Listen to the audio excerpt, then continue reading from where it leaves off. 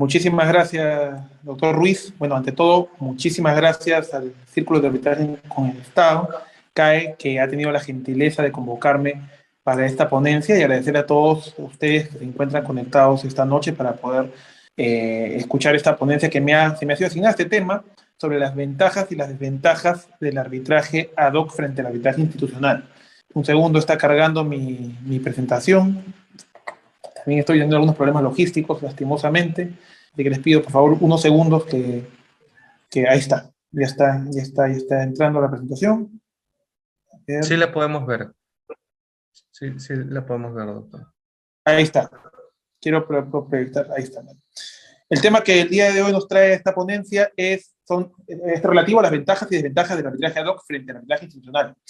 Mi nombre es Giorgio Esquepapietra, soy abogado por la Universidad de Lima con especializaciones en arbitraje, en contrataciones del Estado y en Derecho Comercial, así como un posgrado en arbitraje de inversiones por la American University Washington College of Law de los Estados Unidos, y un posgrado también en habilidades de negociación y resolución de conflictos por Centro Business School de la Pontificia Universidad Católica del Perú.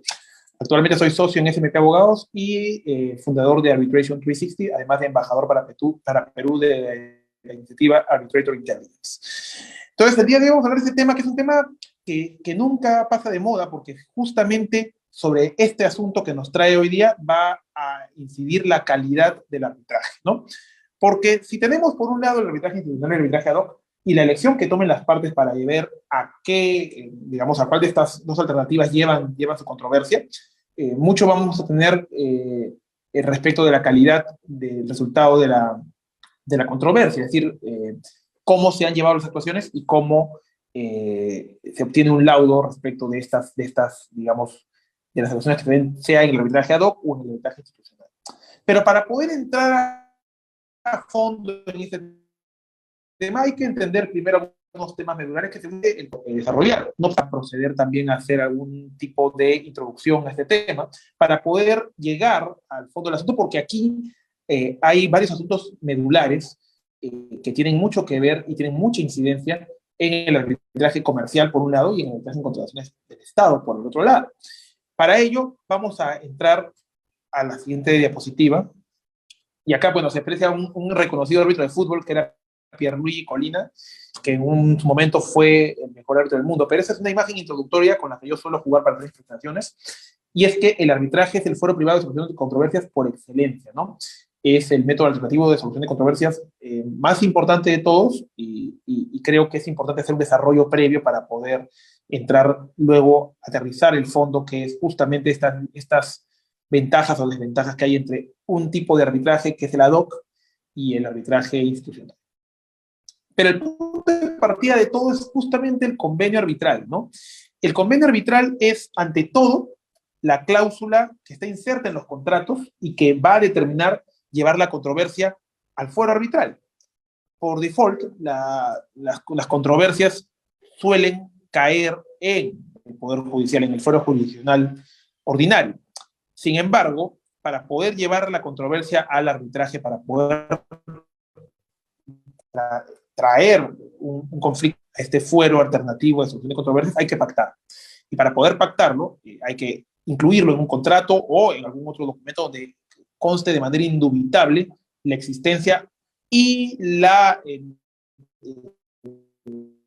voluntad de las partes para poder solucionar su controversia arbitral. Se rige el arbitraje por un principio básico de la voluntad de las partes, y es el convenio arbitral la mayor expresión de esa autonomía. ¿Por qué? Porque las partes van a poder regular en este convenio arbitral cómo llevar la controversia en el foro arbitral, cuántos árbitros van a poder participar, ¿no? Se va a regular aquí mismo si es que el arbitraje es institucional o el arbitraje es ad hoc. Si no se dice esto en el convenio arbitral, la ley va a presumir que el arbitraje es institucional, ¿no? Entonces, en ese sentido, el arbitraje tiene como punto de partida el convenio arbitral, ¿no? Las reglas muy claras en el convenio para evitar justamente la existencia de convenios patológicos, ¿no? La existencia de convenios patológicos que, lejos de llevar la controversia a un punto en el cual sea fácil dirimirla o sea fácil conducirla, termine llevando a dilaciones, que es lo que no se busca en el arbitraje. Finalmente, frente al Poder Judicial, el arbitraje lo que tiene como ventaja es básicamente la capacidad de poder solucionar la controversia de una manera mucho más eficiente, mucho más técnica y mucho más rápida, ¿no? Claro, esto en contrapeso al hecho de que también el arbitraje suele ser más oneroso. Por eso que la naturaleza del arbitraje está dada para solucionar controversias de gran envergadura, sean comerciales de contrataciones del Estado. Como bien saben, el arbitraje es forzoso en temas de contrataciones del Estado. Es decir, para poder solucionar controversias en materia de la contratación pública, se tiene necesariamente que recurrir al arbitraje. Y es que el convenio arbitral está pactado en todos los contratos que las entidades celebran con los contratistas una vez que se termina el proceso de selección y que el contratista obtiene la buena prueba. Entonces, tenemos que el convenio arbitral es un aspecto sumamente importante y medular para poder iniciar la controversia. Y aquí, en este punto de partida, es donde se tiene que primero saber si es que se va a regular, si nos vamos a un arbitraje institucional o nos vamos a un arbitraje ad hoc. Pero para poder tener un convenio arbitral o un arbitraje en general que sea eficiente y que satisfaga los intereses partes, que deben ser observados necesariamente por las partes y por los árbitros, poder llevar adelante una controversia en el foro arbitral, ¿no? Y estos son principios que son transversales para el arbitraje institucional y para el arbitraje ad hoc. Entonces, el primer principio, que es el que ya hemos hablado, es el principio de autonomía de voluntad de las partes, ¿no? Que es este principio en el cual las partes van a tener la libertad de poder pactar en el convenio arbitral las reglas de juego para la controversia, ¿no? El principio de imparcialidad, básicamente, que refiere a que los árbitros tengan absoluta y completa, digamos, neutralidad respecto de las partes, no tengan ningún tipo de favoritismo o inclinación a una o a la otra, ¿no? El principio de independencia, que está ligado estrechamente al principio de imparcialidad, refiere básicamente al hecho de que los árbitros no tengan ningún tipo de relación directa que los subordine de alguna manera o que les genere algún tipo de interés coligado entre una u otra parte, ¿no? Entonces, la imparcialidad y la independencia van atadas una con la otra y que suelen hacerse, digamos, visibles en el momento que los árbitros revelan, ¿no? La revelación, como paréntesis a esta filimina, es un deber que purifica a los árbitros. ¿Y a qué me refiero con que purifica? Que en el sentido de que cada revelación, porque la revelación debe ser constante, va a permitir a las partes poder conocer cualquier hecho que ponga en duda casualmente estos principios de imparcialidad e independencia, ¿no? El principio de celeridad. El principio de celeridad es, como ya hemos hablado también, un principio importante en el sentido de que frente al fuero jurisdiccional ordinario, el arbitraje tiende, con sus excepciones, a ser mucho más eficiente y más célebre en todas sus diversas modalidades, ¿no? Tanto en el arbitraje comercial, como en el arbitraje de contrataciones del Estado, como en el arbitraje popular y otros tipos de arbitraje que también vamos a tratar el día de hoy en esta presentación. El principio de flexibilidad es la capacidad que van a tener los árbitros y las partes de poder flexibilizar las actuaciones o poder tratar de tener algún tipo de condición tradicional, ni parcialidad, ni independencia, ni la igualdad de armas, ¿no? Frente a solicitudes un plazo extemporáneo que pueda ser aceptado, ¿no? Y que luego tenga que ser compensado con otorgarle la misma igualdad a la contraparte, ¿no?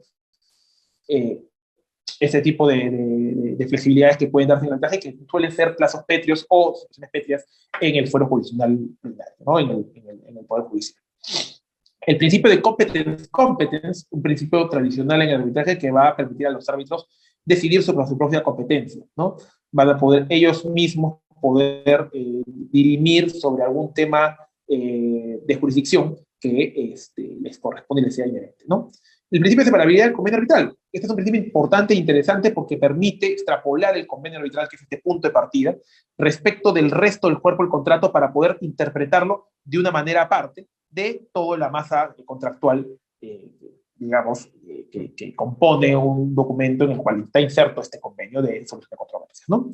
Y finalmente, el principio de confidencialidad, que es un principio también necesario, sobre todo en lo que es materia de arbitraje comercial. En el arbitraje de contrataciones del Estado, que tiene una naturaleza muy particular, las actuaciones o sobre todo el laudo, es de interés público. ¿Por qué? Y esto básicamente responde al hecho de que las controversias en contrataciones estatales tienen un interés, digamos, de todos los ciudadanos, porque básicamente lo que está en juego en muchos casos, en la gran mayoría de casos, es presupuesto del Estado, ¿no? Porque el Estado naturalmente va a tener que pagar por la contratación que va a hacer el contratista. Entonces, la confidencialidad aplica de manera mucho más profunda o de manera mucho más imperativa en el arbitraje comercial, porque claramente los privados no generan un interés público. Entonces, las contrataciones son confidenciales. Pero en el arbitraje en contrataciones estatales, en el arbitraje en contrataciones públicas, justamente ya podemos encontrar algunos bancos de laudos que tiene OCE, o que tiene, por ejemplo, la Cámara de Comercio de Lima, en las cuales las partes van a poder acceder y poder contar con información relevante respecto de las partes que han intervenido en un proceso, en un arbitraje en materia de contrataciones del Estado. Esto nos lleva a algunos tipos de arbitraje que son necesarios listar, porque estos tipos de arbitraje que están aquí también pueden ser susceptibles de ser tratados como ad hoc o como institucionales, dependiendo de lo que les señala la legislación. El arbitraje comercial puede ser, como hemos dicho, puede ser, si las partes lo establecen, puede ser ad hoc, puede ser institucional.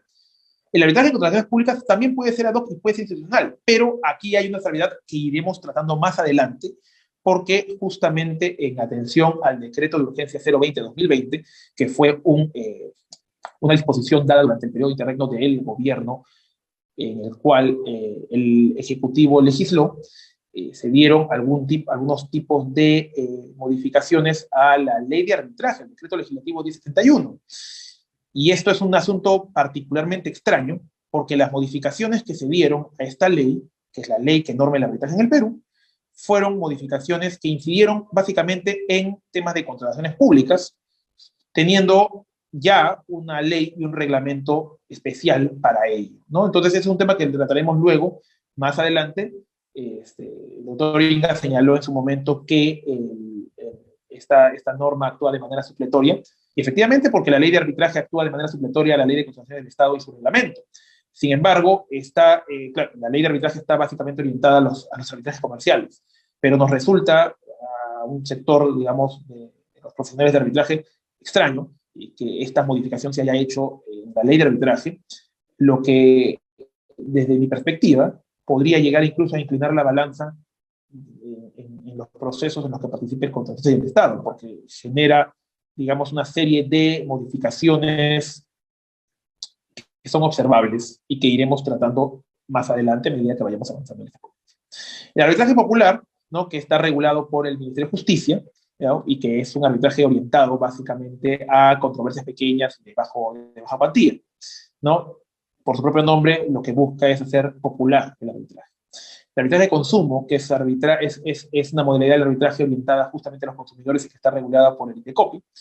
El arbitraje laboral, básicamente para solucionar y dirimir controversias de índole colectivo, de índole de trabajo, ¿no? El arbitraje deportivo, ¿no?, como que ya hemos sido nosotros testigos en el Perú de distintas, digamos, actuaciones que se han dado, singularmente el jugador de fútbol Paolo Guerrero, ¿no?, que fue, digamos, materia de arbitraje deportivo, por así decirlo, previo al Mundial de Rusia. Y tenemos finalmente el arbitraje estatutario y el arbitraje sucesorio, que son dos figuras del arbitraje, una básicamente para dirimir controversias producto del estatuto social de las sociedades, y el otro para dirimir controversias respecto de testamentos o de procesos sucesorios, y que están regulados básicamente al final de la ley de arbitraje, el decreto legislativo del 70. Ahora vamos a entrar un poco más a fondo de lo que nos trae aquí esta ponencia, ¿no? Las clasificaciones del arbitraje, tenemos, yo creo que, dos grandes grupos. Disculpen. Tenemos el arbitraje de derecho y el arbitraje de conciencia. Esta es una primera clasificación del arbitraje, ¿no? Tenemos el arbitraje de derecho, que es básicamente el proceso arbitral, pero dirimido por abogados, ¿no? Es decir, los árbitros, los terceros que van a dirimir la controversia, van a tener que realmente ser profesionales del derecho, que van a tener la legislación para poder laudar. Y el arbitraje de conciencia básicamente es una modalidad de la clasificación del arbitraje, en la que puede ser resuelta por técnicos profesionales de otros campos, de acuerdo a su real saber y entender. Es decir, van a poder laudar, valga verdades, a conciencia. Sin embargo, van a tener que observar siempre el proceso y la legislación aplicable. Esa es una primera clasificación clásica del arbitraje, ¿no? Pero la que nos trae a nosotros el día de hoy aquí es esta clasificación. Y es la clasificación que va orientada al arbitraje institucional y al arbitraje ad hoc. ¿Qué entendemos entonces por arbitraje institucional? Bueno, el arbitraje institucional es otra cosa que el arbitraje en la cual este se encuentra administrado por una institución regida por reglamentos y instituciones predeterminadas. Es decir, una institución propiamente, una persona jurídica que va a encargarse de llevar adelante todos los procesos de forma y técnicos que el arbitraje tenga, poniendo a disposición de las partes una serie de elementos y herramientas que van a permitirles dilucidar su controversia de una manera administrada, valga la redundancia. Tenemos algunos ejemplos en el Perú importantes. Por ejemplo, el Centro de Arbitraje de la Pontificia Universidad Católica del Perú, el Centro de Arbitraje de la Cámara de Comercio de Lima, los centros de arbitraje de las distintas cámaras de comercio de provincia, el Centro de Arbitraje de la Cámara de Comercio Peruana Norteamericana, AmCham, y así una serie de centros de arbitraje que lo que ofrecen a las partes es justamente administrar mediante herramientas, el uso de reglamentos, o al menos permitir, facilitar de alguna manera la administración del arbitraje.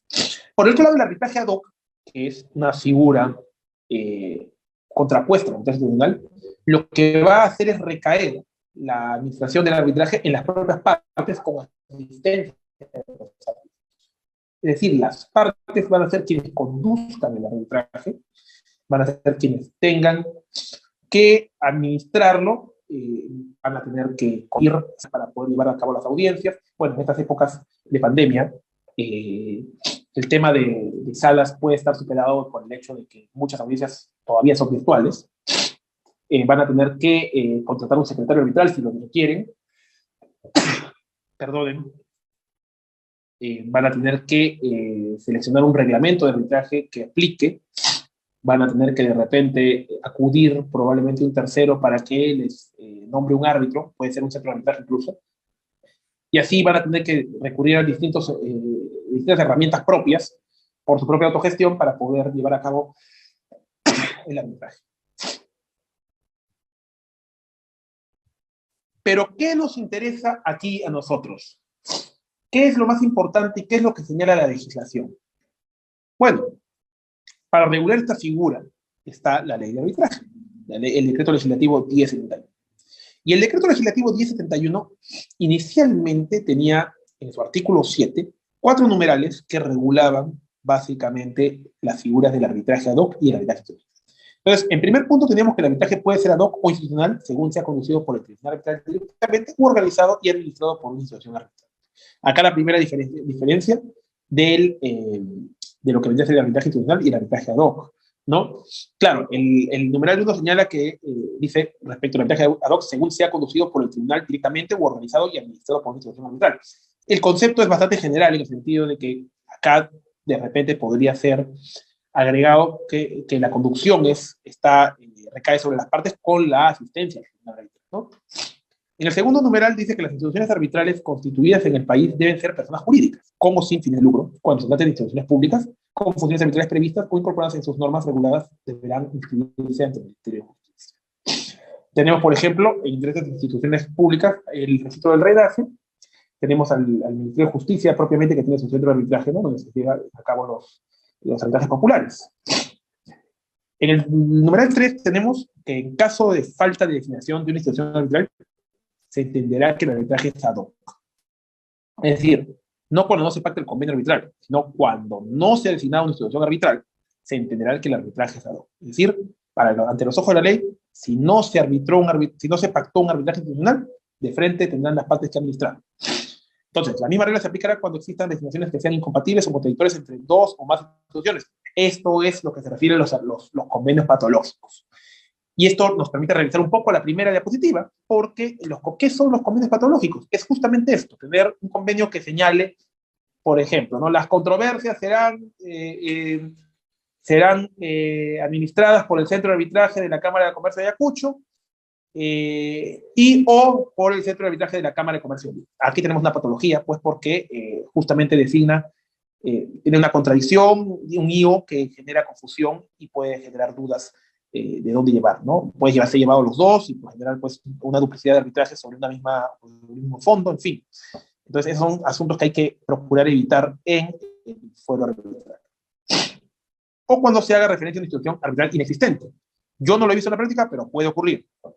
O cuando la institución no acepte el cargo, que también es una situación. Puede ser que por algún tipo de patología en el convenio o por alguna situación que impida que el convenio arbitral sea aceptado por un centro de arbitraje, simplemente digamos, la entidad arbitral, en este caso para un arbitraje internacional, rechazará el encargo de administrar el arbitraje, ¿no? Salvo pacto distinto de las partes. El numeral 4 señala el reglamento aplicable de un arbitraje es el vigente en el momento de su inicio, salvo pacto en contrario. Entonces, ¿no? Si yo pacto un convenio arbitral en el mes de marzo del 2022, pero inicio el arbitraje en el mes de febrero del 2023, y para el mes de marzo del 2022 regía el reglamento de arbitraje de la Cámara de Comercio de Macondo, del año 2017, y en diciembre de 2022 la Cámara de Comercio de Macondo sacó un nuevo reglamento. Si yo presento mi solicitud de arbitraje a la Cámara de Comercio de Macondo en febrero del 2023, regirá este nuevo reglamento de diciembre y no el reglamento anterior, pese a que yo mi convenio arbitral lo celebré cuando estaba ese reglamento vigente. Y finalmente llegamos a este punto importante, que es el numeral 5, que es un numeral que no está propiamente incorporado en la ley de arbitraje, sino que está incorporado en el decreto de urgencia 020-2020. Y es justamente el meollo del asunto y que ha traído harto debate entre los académicos y los profesionales del arbitraje, ¿no? Y dice a letra, ¿no? Cuando el Estado peruano interviene como parte, el arbitraje es institucional, pudiendo ser ad hoc cuando el monto de la controversia no supera las 10 unidades impositivas tributarias.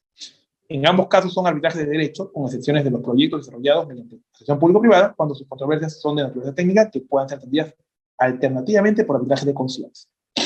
Entonces, en cualquier caso, cuando el arbitraje sea con el Estado peruano, en cualquier caso, sea ad hoc o institucional, siempre va a ser arbitraje de derecho. Es decir, el arbitraje de conciencia no va a poder recaer en el arbitraje operacional del Estado, salvo en los casos que sean en temas de asociación público-privada. Pero en los temas, digamos, generales y domésticos, no va a poder ser un arbitraje de conciencia cuando se trate de, digamos, arbitrajes en contrataciones del Estado. Ahora, el decreto de urgencia 020-2020 ha puesto un tope, y este tope son las 10 unidades impositivas tributarias. Es decir, no podremos tener un arbitraje ad hoc que supere este tope. Entonces, las grandes controversias que se diriman en materia de contrataciones públicas van a ser, en términos generales, institucionales, lo que genera naturalmente un gran caudal de arbitrajes frente a los centros de arbitraje más importantes de Perú y los centros de arbitraje más importantes de las provincias, donde recaen por tema de cuantía los procesos arbitrales en contrataciones del Estado, ¿no? Entonces vamos a tener que el monto para dirimir una controversia en arbitraje ad hoc es un monto pequeño, que es UITES, y para todo lo que supere este monto va a ser arbitraje institucional.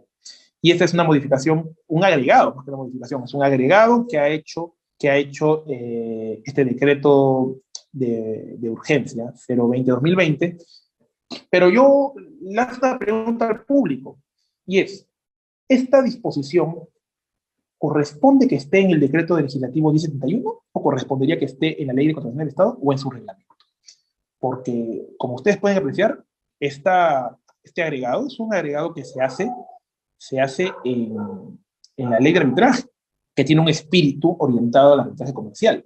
Entonces, si tenemos una ley especial que rige las contrataciones públicas, los arbitrajes de contrataciones públicas, tenemos un reglamento, y es bien sabido que la ley de arbitraje actúa de manera supletoria a esta ley, ¿no? Porque justamente tenemos una ley especial que se encarga de regular las contrataciones del Estado. por qué este inserto se encuentra dentro de la ley de arbitraje y no dentro del reglamento o de la ley de contrataciones del Estado. Entonces, esa es una idea que yo les dejo para reflexión, porque es un debate que se viene dando y sigue dando. Hay posiciones pro esta inclusión, posiciones en contra, y bueno, estas son algunas de las modificaciones que se han hecho digamos, en este decreto de urgencia, ¿no? Que como digo, la exposición de motivos no termina de quedarnos claros a todos, por un lado, y por otro lado, esta fue una modificación que no fue hecha por el legislativo, no fue hecha por el ejecutivo. Entonces, no nos queda muy claro cuál es la naturaleza de estas incorporaciones o de las modificaciones que se han hecho en la ley de arbitraje. Voy a pasar a la siguiente diapositiva.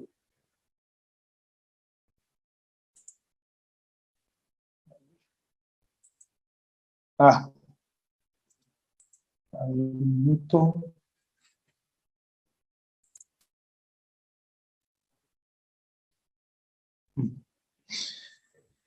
Pero bueno, también es importante que ustedes, que me escuchan en estos momentos, tengan en claro que nosotros, los usuarios del arbitraje, tenemos algunos asuntos dentro del arbitraje institucional y dentro del arbitraje ad hoc, si actuamos como partes, que esperar del arbitraje y que esperar de los árbitros, ¿no? Y este ejemplo, esta imagen que pongo aquí es una imagen didáctica, porque esto, como ustedes bien saben, es una bodega, ¿no? Es una bodega. ¿Y por qué lo he tratado de comparar con el arbitraje? Porque en el fondo el arbitraje es, de cierta manera, también una bodega, porque los usuarios del arbitraje, las partes, llegan a esta bodega arbitral con una expectativa, esperando solucionar su controversia, pero con ciertos, y encontrar en esta bodega, digamos, ciertos productos, ¿no? Que garanticen la calidad. Entonces, estas son las partes, ¿no? Acá están las partes. ¿Y quién surte estos productos a las partes? Los árbitros. Entonces, tenemos, como hemos hablado ya en la ponencia, la imparcialidad. Tenemos la independencia.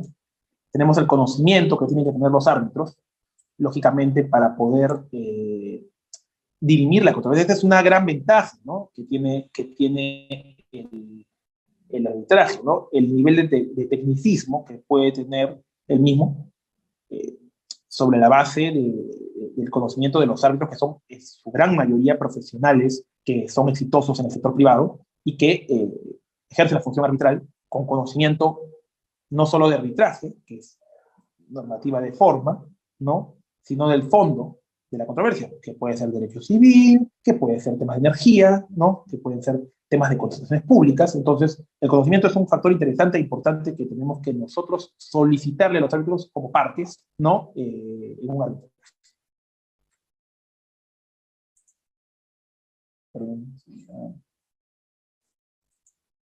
Bueno, probidad y honestidad.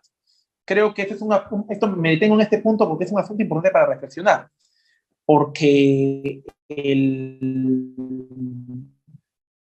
arbitraje en contrataciones públicas, sobre todo, se ha visto largamente golpeado por temas de corrupción, naturalmente, que se levanten las alertas.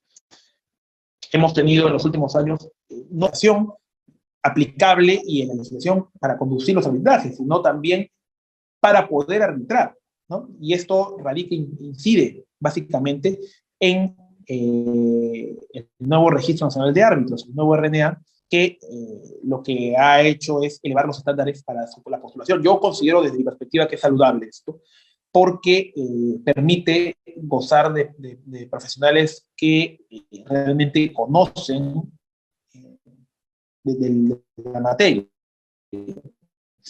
Y esto es básicamente porque ¿no? Hay que presentar una serie de documentos para poder acreditar la experiencia, hay que pasar por un examen, ¿no? técnico y luego por una entrevista. Entonces, esto, de cierta manera, permite tener profesionales que realmente conocen, ¿no? y de la materia y que además puedan gozar de idoneidad y probidad, ¿no? La honestidad, entonces, tiene que ir de la mano con el conocimiento, por eso están los dos marcados de blanco.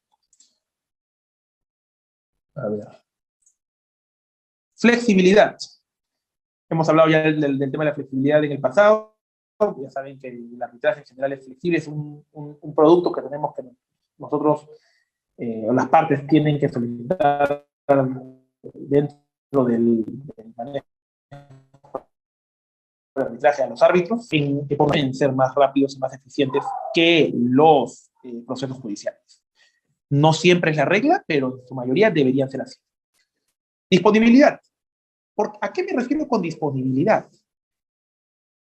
En el momento que ustedes como partes actúen como árbitros, o sean, mejor dicho, en el momento que ustedes como partes designen a un árbitro, o sean árbitros y actúen como tales, tienen que tener muy presente el tema de la disponibilidad, ¿no? Porque yo, como parte, designo un árbitro y estoy esperando que ese árbitro tenga la disposición y la disponibilidad para poder dirimir la controversia para la cual yo lo he designado. Pero si el árbitro no responde los correos que le puede mandar el secretario arbitral, si el árbitro no se pronuncia sobre la controversia en ningún momento, sobre las actuaciones, si el árbitro no aparece cuando se le hace algún tipo de comunicación, lo que va a generar es un impacto directo en la celeridad del proceso arbitral. Y eso va a generar dilaciones y va a generar sobrecostos en tiempo y en dinero a las partes, ¿no? Y lo mismo los árbitros, ¿no? El árbitro que actúa tiene que entender que si acepta el encargo, si acepta el cargo para el cual ha sido designado, tiene que tener disponibilidad. Compromiso, va de la mano, ¿no? La disponibilidad con el compromiso. Es sumamente importante que ello esté estrecha e íntimamente relacionado, ¿no? Revelación, lo que hablábamos también al inicio, el árbitro tiene que estar en constante revelación. La revelación no termina al momento de aceptar el encargo. La revelación es constante. Si se suscita un hecho, una situación que amerite que el árbitro tenga que revelarlo, pues tendrá que hacerlo. Ahora, entramos a las ventajas del arbitraje institucional y vamos también a entrar a las ventajas del arbitraje ad hoc. Y he puesto esta imagen del mundo con una mascarilla, porque creo que estas ventajas, en uno y otro caso, se ha visto mucho más, digamos, en relieve, producto de la pandemia. Porque, desde mi perspectiva, la instrumentalidad que ha tenido el arbitraje institucional frente al arbitraje ad hoc ha sido distinta.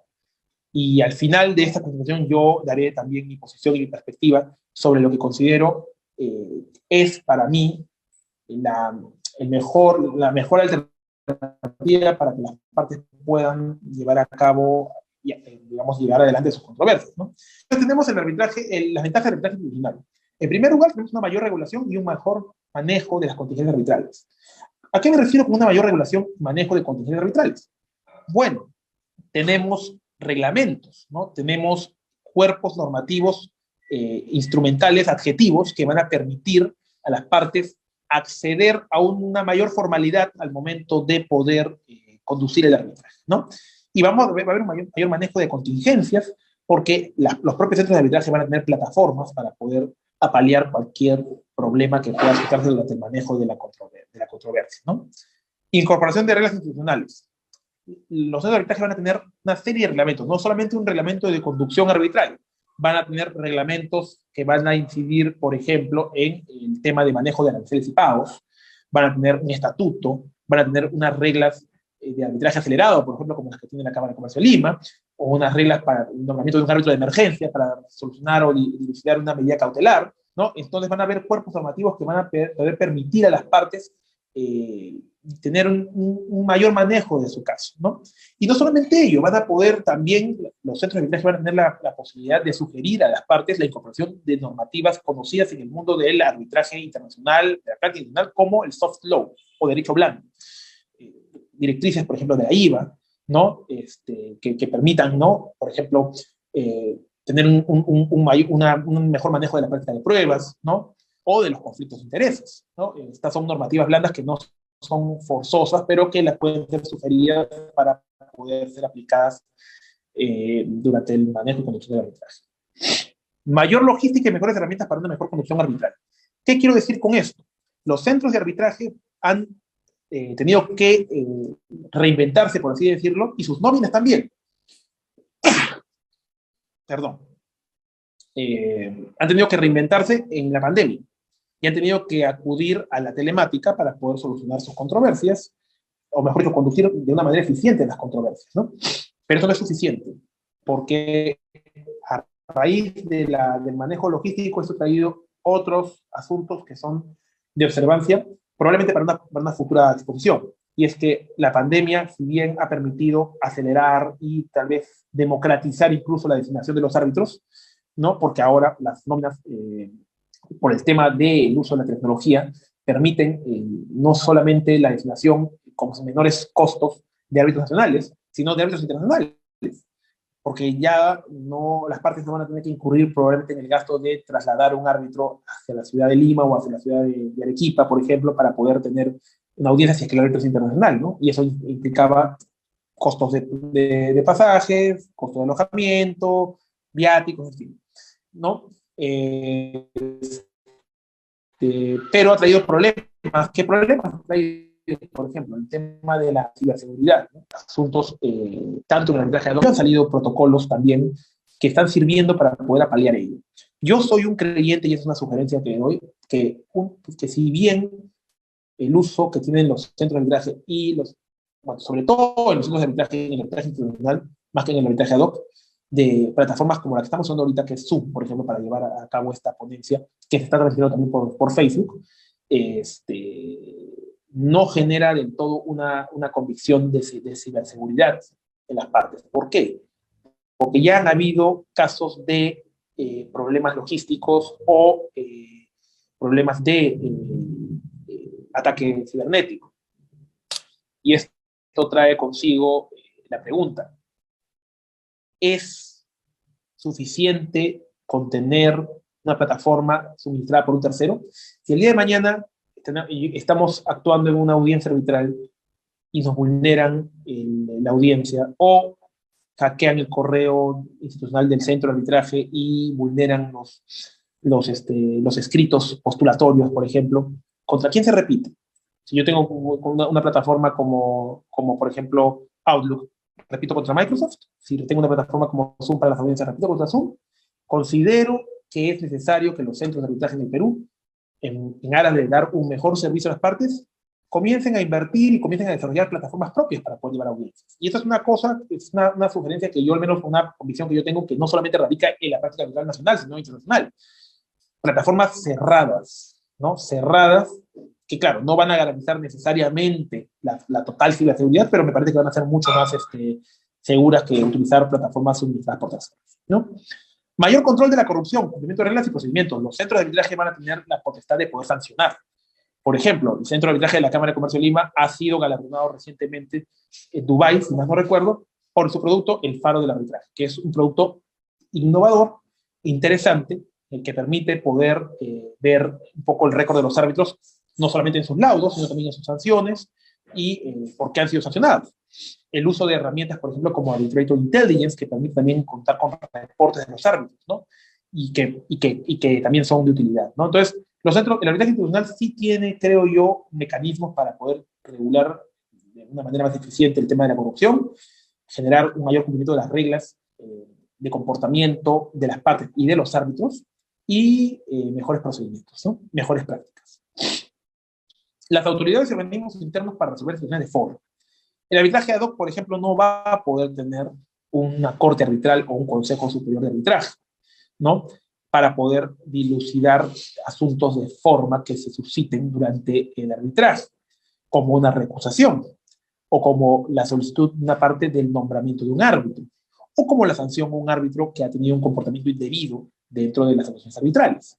Esos son asuntos que se ven básicamente en el arbitraje institucional, porque las instituciones arbitrales cuentan con cortes arbitrales y consejos que se encargan de temas de designaciones, de temas de sanciones o de temas de recusaciones.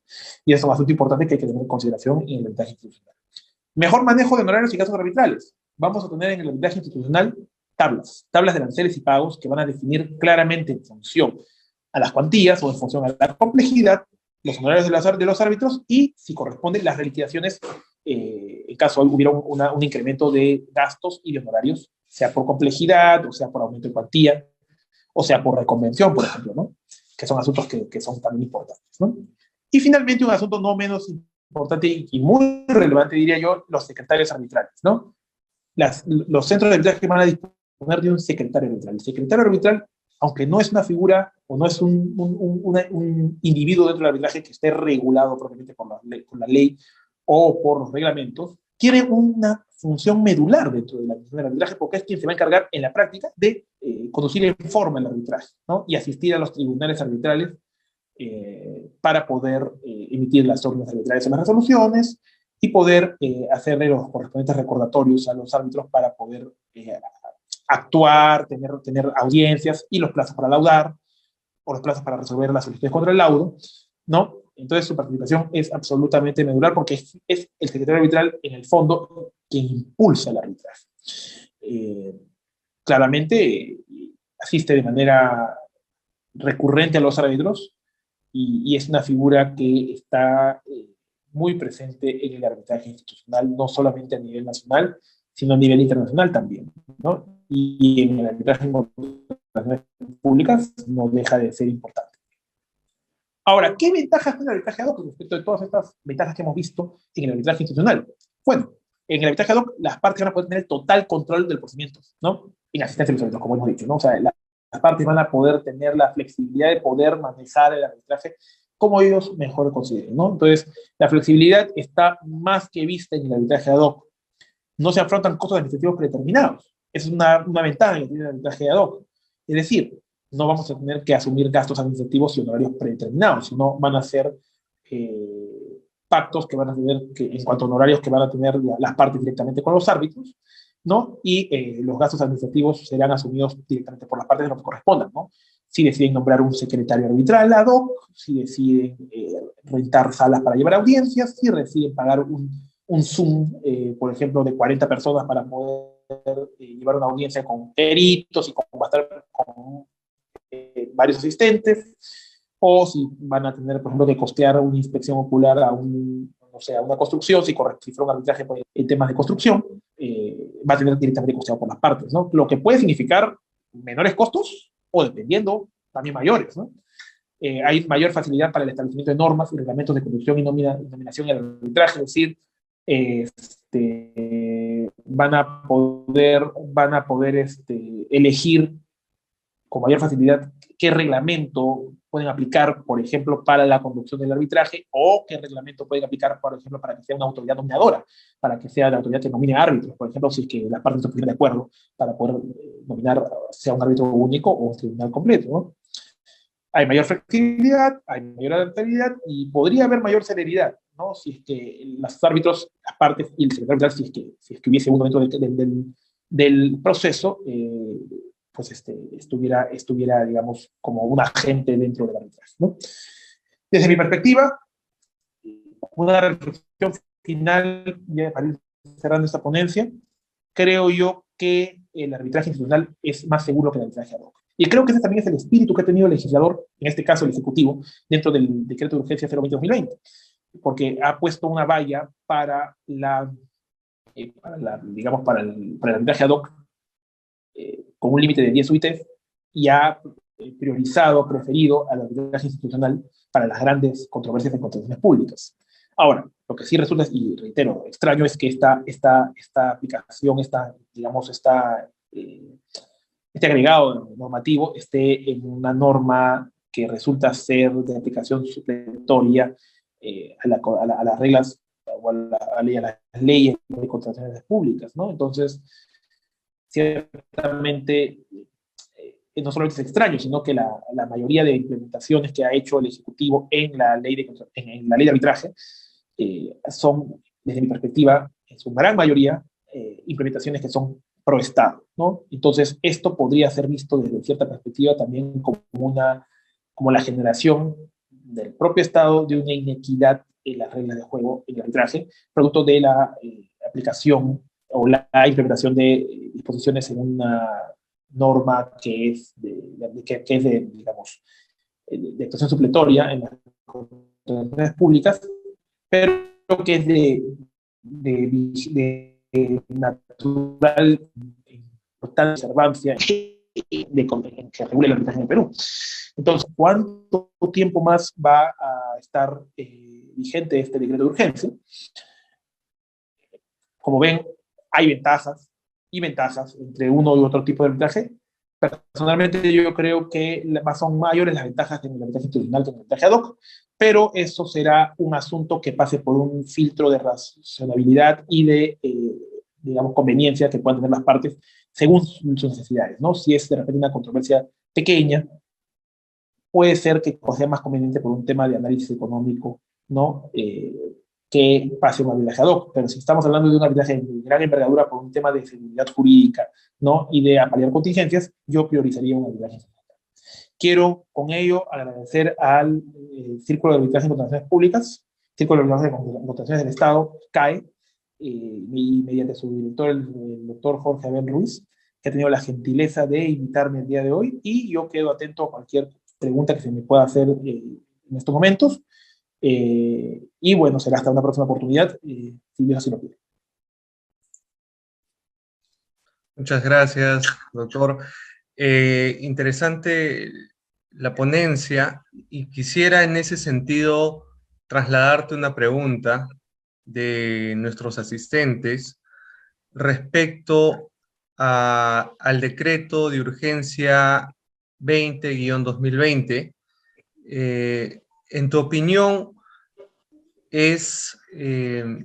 hoy en día el arbitraje ad hoc en el marco de la ley de contrataciones con el Estado, ¿cómo se podía pactar? Si una de las partes quisiera irse al arbitraje ad hoc en el marco de la ley de contrataciones del Estado, ¿esto va a depender solamente de la cuantía, o también tiene que estar expresamente en el convenio arbitral?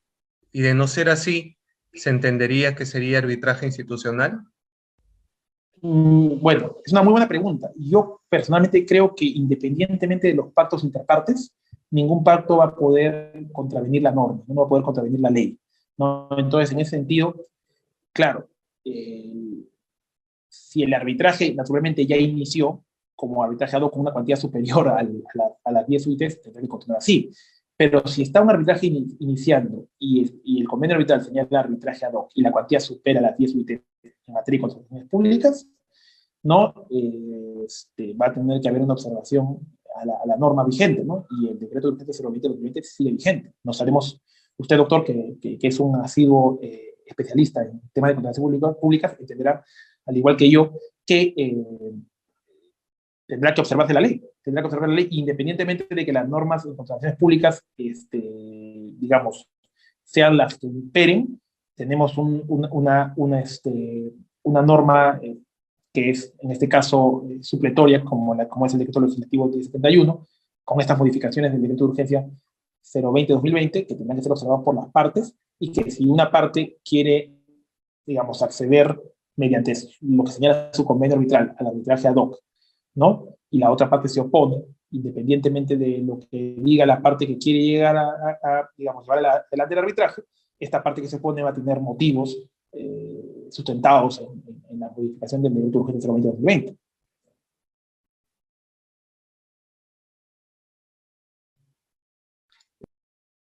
Gracias, doctor. Nos gustaría escuchar sus conclusiones, por favor. Bueno, como conclusión, yo básicamente podría decir en mi propia experiencia, porque en algún momento de mi vida yo he sido secretario arbitral, tanto en arbitrajes institucionales como en arbitraje ad hoc, que la calidad, y es una frase medio cliché en el mundo del arbitraje, que es la calidad del arbitraje va a depender de la calidad de los árbitros, ¿no? Y ello se traslada no solamente al arbitraje institucional, donde los árbitros, digamos, están en una nómina, ¿no? O no estando en la nómina pueden pasar por un proceso de confirmación, por ejemplo, con la Cámara de Comercio lo tienen, ¿no? Y me parece que la Católica también. Pero, digamos, en mi propia experiencia, en el arbitraje institucional, creo que he visto mayor seguridad, aunque tengo que decir que cuando he actuado en algún momento como árbitro y como secretario arbitral en arbitraje ad hoc, se ha podido sacar adelante los casos básicamente por el compromiso que han tenido los árbitros, la calidad que de estos mismos y la cooperación de las partes. Entonces, yo creo que si es que tenemos árbitros probos que tienen manejo, porque el tema de forma en el arbitraje ad hoc es particularmente importante, porque como el arbitraje ad hoc no cuenta con una institución de respaldo que ayude en la administración, va a ser muy importante la muñeca que tengan los árbitros y el apoyo que dé el secretario para que pueda conducirse el arbitraje de manera rápida, ¿no? De manera rápida, y eso también va a depender mucho de que las partes sean debidamente notificadas, que no haya problemas con las notificaciones, que las partes sean, ¿no? Colaboren, asistan al tribunal. Entonces, sí, se puede llevar a cabo un arbitraje ad hoc exitoso, pero claro, el tema es que muchas de las controversias que se suscitan en el arbitraje ad hoc quedan en las penumbras.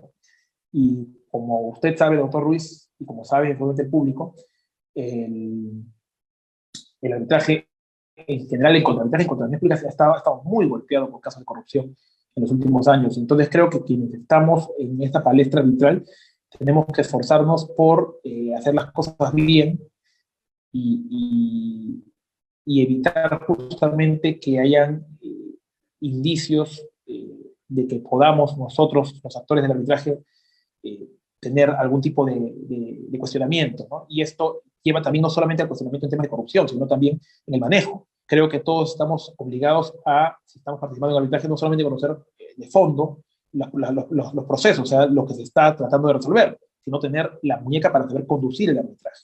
Y creo que muchos árbitros reputados en nuestro circuito arbitral peruano, que tienen mucha muñeca y que han podido llevar a cabo adelante arbitrajes ad hoc de manera eficiente y exitosa, sin perjuicio de que, claro, en un arbitraje institucional es mucho más, digamos, por así decirlo, simple o fácil, con la asistencia de una secretaría arbitral definida y una institución que brinda reglamentos, conducirlo de manera eficiente, exitosa y apaleando cualquier asunto de corrupción o de delación. Bien, muchas gracias, doctor. Nuevamente felicitamos y agradecemos su brillante ponencia a todos los asistentes. Agradecer su participación de cada miércoles. La siguiente sesión será el próximo miércoles y también no se olviden de registrarse en el primer congreso de Junta de Resolución de Disputas y Arbitraje que se llevará a cabo el día 29, 30 y 31 de marzo, de 6 de la tarde hasta las 9 de la noche. Así que están todos cordialmente invitados. Despedimos de esta manera la sesión del día de hoy. Nuevamente gracias y buenas noches con todos.